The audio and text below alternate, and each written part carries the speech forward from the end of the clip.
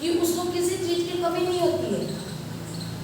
दौलत से अमीर होता है, उसके साथ में नौकर चाकर उसकी सेवा करने के लिए होते हैं, उसकी सुरक्षा के लिए गार्ड्स होते हैं, सभी तरह का उसको सुख सुविधा मिलती है। बात क्या कर रहे हैं? सुख सुविधा की। किसके भरोसे? दौलत। वो हमेशा लड़कियों से घिरा होता है,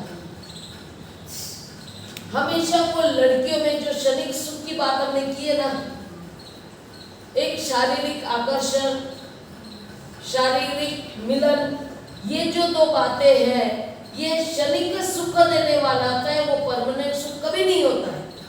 लेकिन जो नहीं जानता कि ये दुख है, उसे सुख मान लेता है और उसका मन ही नहीं भरता है। वो 24 घंटे जो दुख नहीं समझ पाता है, वो 24 घंटे मरते दब तक अगर उसके पास में दौलत है तो वो उसी में बिताता है अपना समय। और कहते हैं बहुत कम लोगों को एहसास हो जाता है जल्दी खुद होकर कि हम तो ये सब मैं क्या कर रहा हूं, या तो किसी को किसी के बताने पर एहसास होता है ना। किसी ने बताया कि भाई ये तुम क्या कर रहे हो, तुम्हारे जीवन का लक्ष्य क्या है। वो बताते हैं तो मेरे जीवन का लक्ष्य क्या है, बस मजे करना है, तो वो ये दुखों को कभी नहीं समझेगा। ठीक है। लेकिन जो मजे कर रहा है उसको खुद एहसास हो जाए, ये बहुत कम होता है और उसमें हमें यश का नाम मिलता है। वो ये सब मजे लेते हुए उसको लगता है कि मैं कर क्या रहा हूं, उसको लगता है कि मेरे जीवन का तो कोई उद्देश्य नहीं है। वो एक तरह से उसको लगता है कि सब कुछ गड़बड़ हो रहा है, उसके जीवन में बहुत कठिनाइयां हैं। तो वो क्या करता है, उसको रास्ता नहीं मालूम होता। वो समझ तो लेता है कि ये मौज मस्ती सब दुख है, ये समझ लेता है,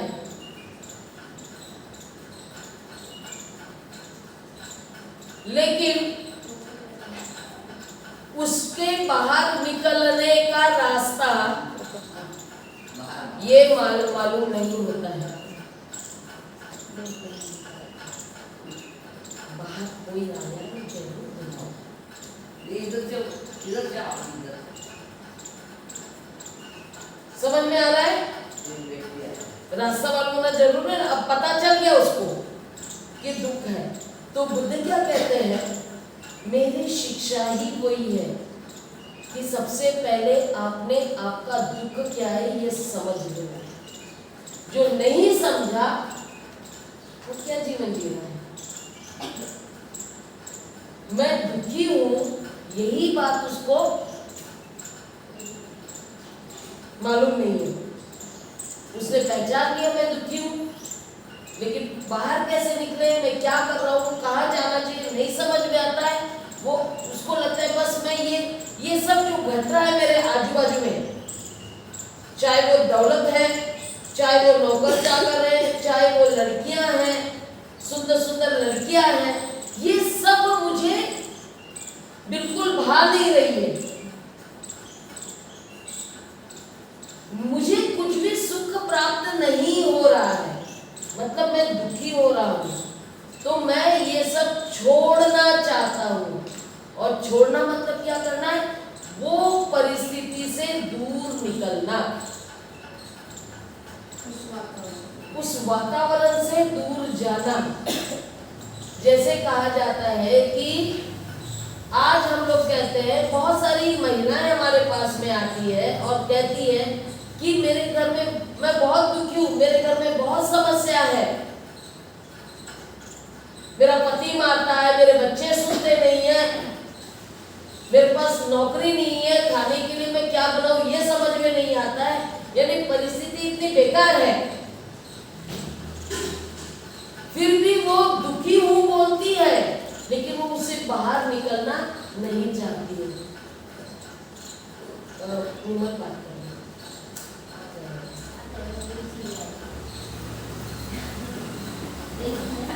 मिलने के लिए आ रहे हैं जयवीर से। अच्छा बस दुख किस वजह से दुखी है वो तो समझ रहे हैं, लेकिन उस परिस्थिति को हमें बाहर निकलना है, ये हिम्मत उनकी नहीं हो रही। जैसे यश ने किया था, यश ने क्या बोला, मैं इस परिस्थिति से बाहर निकलता हूँ, मुझे घर ही छोड़ना है। वो बाहर निकल गया, बाहर निकल गया और उसको रास्ता नहीं मिल रहा था। तो दुखी इंसान अपने आप को शांत करने के लिए चिल्लाता है। बताओ, शांत करना है, चिल्ला रहा है, दुख से दूर होना है, लेकिन वो चिल्लाता है। वो चिल्लाता है, मैं क्या करूं? ऐसा लगता है कि वो चाहता है कि दूसरे सुने और मुझे रास्ता बताए। मुझे रास्ता नहीं मिल रहा है, मैं उस परिस्थिति से भी बाहर निकल आया हूं, फिर भी मुझे कोई रास्ता सुख प्राप्त करने का नहीं मिल रहा है, मुझे खुशी नहीं मिल रही है। तो बुद्ध क्या कहते हैं? पहला, दुख का एहसास होना कि दुख है, और दूसरा, उससे बाहर निकलने की आपकी तैयारी। क्या होना चाहिए? तो बाहर निकलने की तैयारी और ये विश्वास कि तुम निकल सकते हो। उसके लिए चाहे आप मार्गदर्शन आपको मिले या कोई ऐसा व्यक्ति मिले जिसके साथ रहकर आप वो उस बात को समझे कि ये मेरा सुख का रास्ता है, या अपना ऐसा लक्ष्य तय कर ले कि मैं अब यही मार्ग पे जाना है। तो ये बुद्ध बताते हैं, जब बुद्ध यश को देखते हैं और यश जब कहते रहता है कि मैं क्या करूं, मैं बहुत दुखी हूं, तो बुद्ध कहते हैं जीवन में कोई दुख नहीं है। देखो यहाँ पर एक तरफ वो कह रहे दुख है, लेकिन बुद्ध क्या कह रहे हैं? जीवन में कोई दुख नहीं है, तुम आ जाओ, मैं तुमको बताता हूँ दुख से बाहर निकलने का रास्ता, कोई दुख नहीं रहेगा। एक तरफ वो कह रहे दुख है और दूसरी तरफ क्या कह रहे हैं? दुख नहीं होगा ना, दुख नहीं रहेगा, ये सारे जंजट से निकल जाएंगे, दुख कट जाएगा। मार्ग बताते हैं, यही तो है ना। जब वो बाहर निकलने का मार्ग बताएंगे तो क्या होता है? वो सुनकर यश खुश होता है। जो भी बुद्ध से मिला उस समय, उनके समय में, हम बुद्ध और उनका धम्म पढ़ते हैं तो पता चलेगा कि जो भी मिला है बुद्ध को सुनने के बाद में खुश हुआ है। ये बहुत इंपॉर्टेंट बात है। बुद्ध की शिक्षा सुनकर यदि कोई इंसान खुश नहीं होता है तो इसका दो कारण हो सकता है। या तो वो बुद्ध की शिक्षा को समझा ही नहीं, या वो खुद खुश होना ही नहीं चाहता। समझ में आ रहा है? तो हमको ये ध्यान रखना पड़ेगा कि हमारी बातों से, अगर हम बुद्ध की शिक्षाएं जाकर लोगों में बताते हैं तो हमारी बातों को सुनकर लोग खुश होते हैं या नहीं। जैसे हमें अभी अनुभव आ रहा है सभी भिक्षुनियों को, जब हम परंपरा की बात करते हैं तो परंपरा में ही जीने वाले जो लोग हैं, जो अपनी परंपरा छोड़ना नहीं चाहते, वो कभी खुश नहीं होते। समझ में आ रहा है? वो छोड़ना ही नहीं चाहते, स्वीकार ही नहीं करना चाहते, क्योंकि परंपरा में जो उसको उनको दुख मिल रहा है वो समझ ही नहीं रहा है कि उससे उनको दुख मिल रहा है। उनको ऐसा लग रहा है कि उसी में खुशी है। एक मोमबत्ती लगा दी तो उनको खुशी है, ये नहीं समझ पा रहे कि मोमबत्ती लगाने से उनके जीवन में बदलाव क्या आ रहा है। क्या जीवन में वो जो भी समस्याओं का सामना कर रहे हैं, उस समस्याओं से वो बाहर निकल रहे हैं? मोमबत्ती लगाने से बुद्ध के सामने लगाओ, कहीं पे भी लगाओ, बुद्ध बोलते तो वो लगाते क्या अपने सामने। हाँ, तो ये मोमबत्ती लगाने से हमारे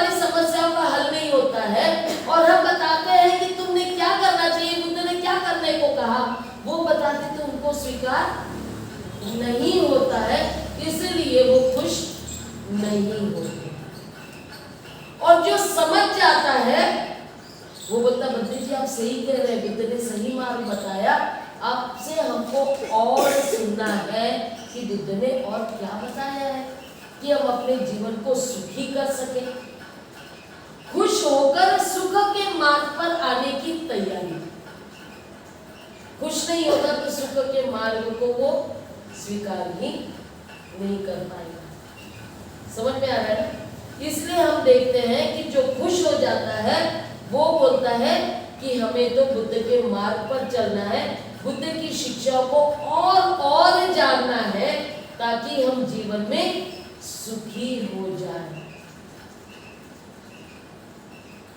ठीक है, तो ये हम लोगों को समझना पड़ेगा, जन्म से लेकर मृत्यु तक हम कैसे सुख से जीवन जी सके। हम कहते हैं मंगल होगा,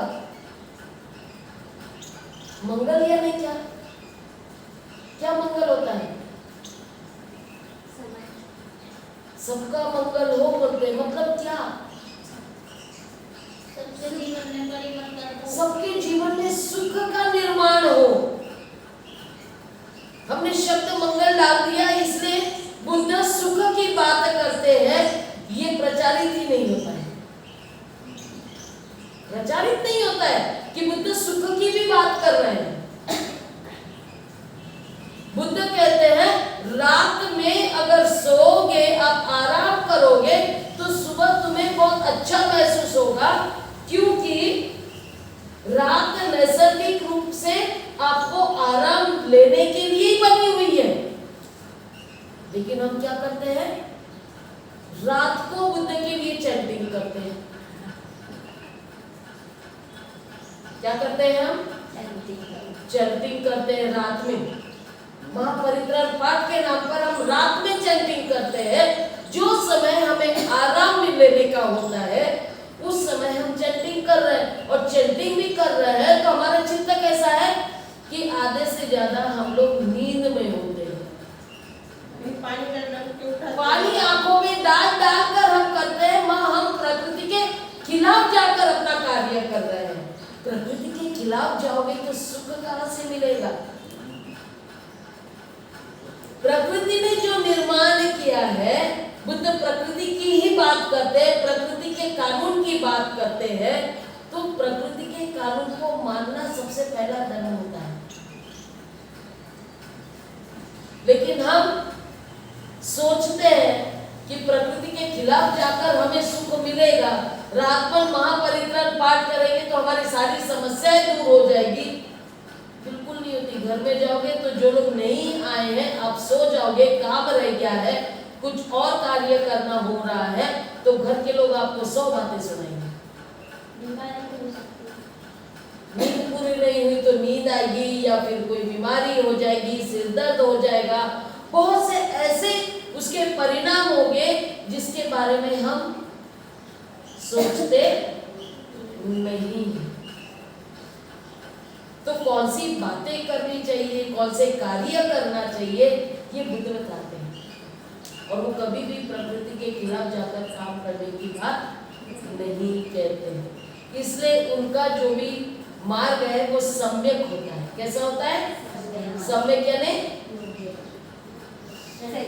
सही। सम्यक यानी सही। तो वो हम लोग जब अरिष्टांगिक मार्ग पर आएंगे तब इस पर डिटेल में चर्चा करेंगे। लेकिन यहाँ पे समझना है कि बुद्ध कहते हैं जो सही नहीं है उसे ना करो, जो सही नहीं है वो कुशल नहीं है, जो सही नहीं है वो कौशल्यपूर्ण नहीं। ठीक है, तो ये पूरा हमको देखना पड़ेगा कि इस दुख को दूर कैसे करें। जन्म वाले दुख को बाबा साहब ने जब कानून बनाया तो उन्होंने फैमिली प्लानिंग की बात कही। कम से कम आधे से ज्यादा दुख तो कम हो गया। कम हुआ या नहीं हुआ? पहले कितने कितने बच्चे करते थे? बहुत सारे, लाइन लग जाती थी।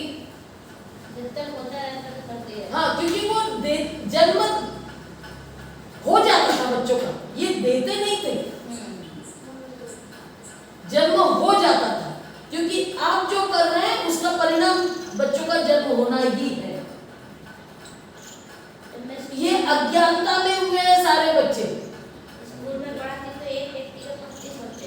हाँ, जबकि इंसान खुद जानता है जब वो पेड़ लगाता है या खेती करता है तो वो बराबर उनके जो बीजे डालता है वो कुछ इंटरवल के बाद, क्या कहते हैं, एक अंतर से वो डालता है, और साल में भी वो अंतर देखता है कि कौन से समय में हमें ये खेती करनी है। तो खेती के मामले में तो समझ गया इंसान, लेकिन अपनी खेती के बारे में नहीं समझा। वो बच्चे को जन्म देता ही चला गया, देता ही चला गया, उसलिए उसके लिए कानून बनाना पड़ा। कानून बनाने के बाद में भी धर्म के नाम पर बहुत से ऐसे धर्म हैं जो बोलते नहीं ये प्राकृतिक है, तो जन्म देना प्राकृतिक है तो हम तो जन्म देंगे ही देंगे, लेकिन उसका परिणाम भी तो देखो। या आपके पास में बुद्धि है तो बुद्धि का इस्तेमाल तो करो। इतने बच्चे दे देकर मर जाती है माँ, वो बच्चों का कौन लालन पालन करेगा, इसका भी ध्यान नहीं। तो एक मशीन की तरह जीवन जीना ये सही जीवन जीने का तरीका नहीं है। कहते हैं ना, प्यार करते हैं, जिससे प्यार करते हैं उसके लिए ताजमहल बना देते हैं, लेकिन वो ऐसा प्यार था कि वो बच्चे दे देकर मर जाती है। कितने बच्चे हुए थे? 16 बच्चे। बच्चों का जन्म दे देते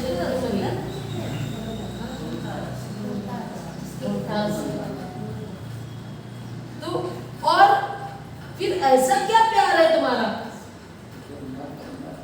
प्यार सिर्फ शारीरिक ही था। फिर ये बात आती है ना, ये राग प्रेम, हाँ, ये शारीरिक होना चाहिए। ये प्रेम ऐसा हो कि आगे वाले को दुख ना पहुंचे, तो ये प्रेम परिवर्तित हो जाता है मैत्री में। अगर उसको दुख ना हो तो हमें ये मैत्री में परिवर्तित करना पड़ता है, और मैत्री में परिवर्तित होता है तो शारीरिक नहीं रह जाता।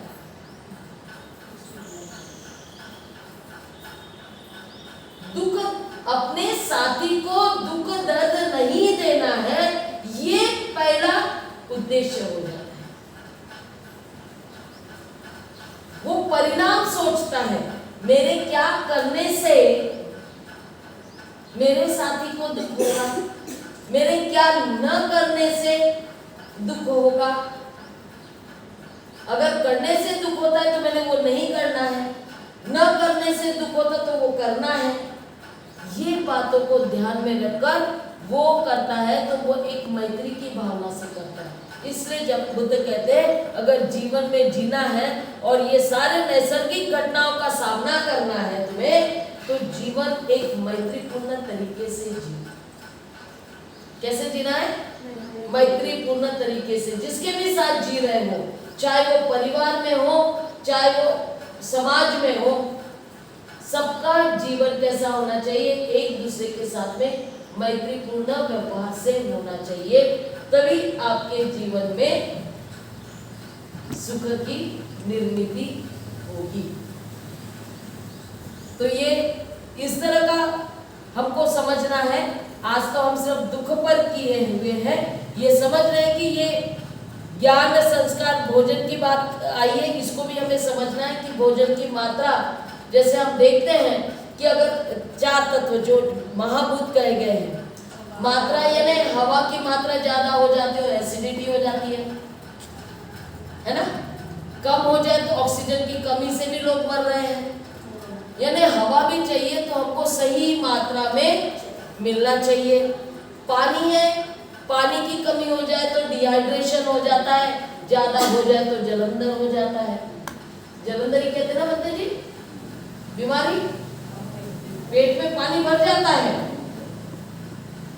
हाँ वो किडनी पेट इतना बड़ा पेट हो जाता है, पानी भर जाता है, पानी निकालना पड़ता है, पीलिया का आखिरी का रोग हो जाता है ये, यानी खून भी पानी में परिवर्तित हो जाता है। तीसरा जो है अग्नि, ये अग्नि भी हमारे शरीर का तापमान जो है वो सही मात्रा में होना चाहिए, इसलिए सर्दी में हम गर्म कपड़े पहनते हैं और गर्मी में हम हल्के कपड़े पहनते हैं ताकि हमारे शरीर का तापमान सही रहे। ज्यादा हो जाता है तो बुखार आ जाता है और ठंडा हो जाता है तो पूरा ही ठंडा हो जाता है, ठीक है ना। मृत्यु यानी ठंडा होना, शरीर का ठंडा होना यानी मृत्यु हो जाना, और ज्यादा हो जाना यानी बुखार। वो बुखार भी अगर 105 106 हो गया तो वो गर्मी में बुखार से भी इंसान खत्म हो जाता है, यानी वो भी सही मात्रा में चाहिए। पृथ्वी तत्व कैल्शियम सही चाहिए, सही कैल्शियम मिलेगा तो आपकी हड्डियां दांत सही रहेंगे, आयरन की मात्रा सही रहेगी तो आपके अंदर का खून सही रहेगा। ऐसे कई प्रोटीन्स मिनरल्स हैं। हम बीमार होते हैं, डॉक्टर के पास जाते हैं, बोलते हैं कि आपको खाने के माध्यम से ये सही नहीं मिल रहा है, तो वो पूरा करने के लिए अपनी तरफ से दवाइयां देते हैं। हम कहते हैं वाह हम दवाई पर जी रहे हैं, अरे आप खाकर भी जी सकते हैं अच्छा से, लेकिन आपको मिलता नहीं है ना, लेकिन पैदा हो गए हैं, करना तो पड़ेगा। यहाँ से नहीं मिल रहा तो उधर से लो। पृथ्वी में जितने भी मिनरल्स तत्व पाए हाँ। जाते हैं वो हमारे शरीर को चाहिए, वो सब चाहिए हमारे शरीर को, नहीं है तो हम बीमार पड़ रहे हैं। वो भी सही मात्रा में। सही मात्रा में होना चाहिए। कैल्शियम ज्यादा हो जाए तो किडनी स्टोन हो जाता है ना, कि नहीं होता है? हो जाता है, कम हो जाए तो घुटनों में दर्द हो जाता है। तो ये सभी की मात्राएं सही होनी चाहिए, और ये हमें इसलिए कहा जाता है भोजन जो है ये औषधि की तरह होना चाहिए। कैसा होना चाहिए? औषधि की तरह, जो आपके भूख रोग को शांत करे और आपको स्वस्थ रखे। इसको कहते हैं हम लोग आज की भाषा में पौष्टिक भोजन। क्या कहते हैं हम? पौष्टिक, संतुलित आहार, संतुलित भी कहते हैं। हाँ, पौष्टिक और संतुलित, ये दोनों शब्द बहुत इंपॉर्टेंट है। संतुलित यानी सही मात्रा बनाए रखना है, पौष्टिक यानी हर तरह की चीजें होनी चाहिए। भोजन भी स्वस्थ होना चाहिए, जैसे पौष्टिक हाँ। 1-2 दिन का बात। तो भोजन पौष्टिक में बिल्कुल बासा भोजन नहीं आता है, वो पौष्टिक भोजन नहीं रह पाता है। तो ये भोजन शरीर के लिए, ये तो 4 तत्वों को महाभूतों को मिलाकर हो गया, लेकिन ये एक और भूलते हैं ना हम लोग, मन चित्त। इसका भोजन क्या है? तो ज्ञान और संस्कार। जो कई सालों से यहाँ के शूद्रों को, SC ST को और महिलाओं को नहीं मिला, ये भोजन चित्त का भोजन नहीं मिला। और इसलिए बाबा साहब, हमने पिछला क्लास किया था जिसमें बताया था कि बाबा साहब कहते हैं शिकार, एजुकेट। सबसे पहली है ये जरूरत कि भोजन नहीं मिला तो थोड़ा हम इसको संभाल सकते हैं। 1 घंटा 1 दिन के बाद हम लोगों ने खा लिया तो क्योंकि हम इतने सालों से भूखे रहे हैं, थोड़ा सा मिल जाए उस पर भी हम जी सकते हैं। लेकिन ज्ञान वाला भोजन नहीं मिला ना तो आपका जीना जानवर से भी बदतर हो जाता है। इसलिए बाबा साहब कहते हैं शिक्षा लेना जरूरी है। उनका वाक्य है ना, एक टाइम भोजन करो लेकिन अपने बच्चों को पढ़ाओ। और ये ज्ञान लेना बहुत जरूरी है। और ज्ञान के साथ संस्कार, संस्कार भी कैसे होने चाहिए? संतुलित होना चाहिए, पौष्टिक होने चाहिए। संस्कार कैसे होने चाहिए? पौष्टिक और संतुलित होने चाहिए, जिसमें पंचशील आता है। ये संस्कार अगर पंचशील पालन करने के नहीं दिए, अपने परिवार के बुजुर्गों के साथ में सही व्यवहार करना नहीं आया, ये संस्कार नहीं दिए, तो वो संतुलित और पौष्टिक नहीं है। तो वो संस्कार ज्ञान लेने के बाद में भी बेकार हो जाता है। ज्ञान लिया लेकिन ये सब नहीं मिला, संस्कार अच्छे नहीं मिले। क्या ना, अच्छे संस्कार, हम शब्द इस्तेमाल करते हैं अच्छे संस्कार, और भूल जाते हैं क्योंकि पहले हमारी पीढ़ियों को ये ज्ञान और संस्कार नहीं मिला, इसलिए ये अपने बच्चों को सही संस्कार नहीं दे पा रहे हैं, सही ज्ञान नहीं दे पा रहे हैं। उन्हीं का व्यवहार उनके बुजुर्गों के साथ सही नहीं होता है, तो उनके बच्चों का भी व्यवहार उनके साथ सही नहीं होता। इसलिए कहते हैं, बाबा साहब ने कहा कि बुद्ध विहारों में ये संस्कार मिलने चाहिए, क्योंकि पेरेंट्स लोग वो संस्कार नहीं दे पा रहे, वो भी नहीं जानते कि हमारे बच्चों को कौन से संस्कार देने चाहिए। तो कहते हैं माँ बाप ने भी विहारों में जाना चाहिए, वो संस्कार सीखना चाहिए, बच्चों को भी ले जाना चाहिए, ताकि उनको भी वो संस्कार क्या है ये आना चाहिए। लेकिन यहाँ आकर फिर से सही संस्कार नहीं है, नहीं मिल पा रहे, क्योंकि प्रचारक हमारे जैसे हैं, वो भी बहुत सारे अच्छे संस्कार लेकर नहीं आए हैं। तो वो क्या सिखा रहे हैं? मोमबत्ती लगाओ, अगरबत्ती लगाओ, प्रसाद बांटो, धागा बांधो, ये संस्कार है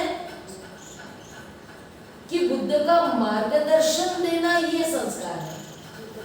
मार्गदर्शन के माध्यम से आपको उनको संस्कार देने हैं।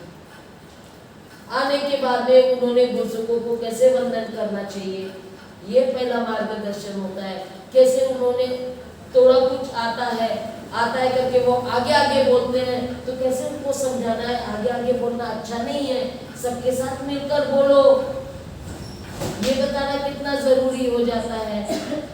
आगे आगे बोलना ये अहंकार दिखाता है तुम्हारे अंदर का, कि मुझे आता है तुमको नहीं आता, देखो मुझे कितना मैं बोल रहा हूँ, जोर जोर से बोलता हूँ। चाहे दूसरे लोग तुम्हारे साथ दे न दे, तुम आगे आगे बोलते हो।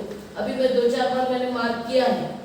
अभी हम लोग कहाँ गए थे? समन्वय के कार्यक्रम में गए थे, परिषद में गए थे। हाँ, परिषद में अभी जी हाँ, वहाँ पे गए थे। तो वो आशीर्वाद गाथा जब आती है ना, या भोजन की गाथा आती है, जैसे त्रिशूल पंचशील पूरे संघ में से एक व्यक्ति देता है, वैसे ही ये गाथा और ये भोजन की गाथा भी एक नहीं बोलना है, बाकी सबने मन में बोलना है। लेकिन सब बोलना शुरू कर देते हैं, एक उधर जा रहा है, एक इधर जा रहा है, एक सुर में नहीं बोला जाता है। मैं 2-3 बार रोकी हूँ, रुको रुको, कोई बोल रहा है उनको बोलने दो, या तो उनके साथ सुर में सुर मिलाकर बोलो। जरूरी है सबने बोलना है? तो हम ये डिसिप्लिन की बात आती है, ये डिसिप्लिन की बात आती है। सबके सब शुरू हो जाते हैं, सबने बोला बहुत अच्छी बात है, क्योंकि अगर एक सुर में बोलोगे। लेकिन वहां पर भी आधे से ज्यादा लोग ऐसे होते हैं, सॉरी ये बात मैं बोल रही हूँ, जीवनधारी भी बताना चाहती कि मुझे आता है, इनको नहीं आता, इसलिए वो और आगे आगे बढ़ते हैं। उनको वो पीछे रह जाते हैं, वो भी जोर से बोलना शुरू कर देता है, वो उसके सुर में नहीं मिल रहा, लेकिन मुझे भी आता है, मैं भी बोल सकता हूँ, कम हूं क्या मैं? इस तरह नहीं होना चाहिए। हमको एक दूसरे का साथ देते हुए हर कार्य करना है। हमारे इसलिए कहते हैं ना मैत्री भावना, फिर से वो बात आ गई। अगर हम अपने साथियों के साथ में मैत्री से नहीं व्यवहार कर सकते, उनके साथ मैत्री से नहीं जुड़ सकते हैं, तो कैसे करोगे? ये मैत्री नहीं ना, उनका साथ में है। अपेक्षाएं साथ में है। तो ये इसकी वजह से हम वो बात को पूरी तरह से स्वीकार नहीं कर पा रहे हैं, तो हमारी कमियां दिखती हैं। और ये हम जिनको भी वो संस्कार देते हैं वो सही तरह से संस्कार आगे वाले को भी नहीं मिल पाता है, क्योंकि हम ही उसका पालन सही तरह से नहीं कर रहे, हम ही डिसिप्लिन में नहीं है। आने वाले लोगों को क्या डिसिप्लिन सिखाएंगे, समझ रहे हो? तो ये हम लोगों को ध्यान रखना है कि ये सभी चीजों का हर तरह से, ये खास करके रोग जो है, इसको रोग से बचने के लिए भोजन दो तरह के हैं, एक शारीरिक और एक मानसिक। ये दोनों तरह के भोजन हमारे संतुलित होने चाहिए, पौष्टिक होने चाहिए, तभी हम बुढ़ापे का भी सामना अच्छे से कर सकते हैं और मृत्यु का भी सामना अच्छी तरह से कर सकते हैं। ठीक है, तो मैं यहाँ पर रुक रही हूँ अभी।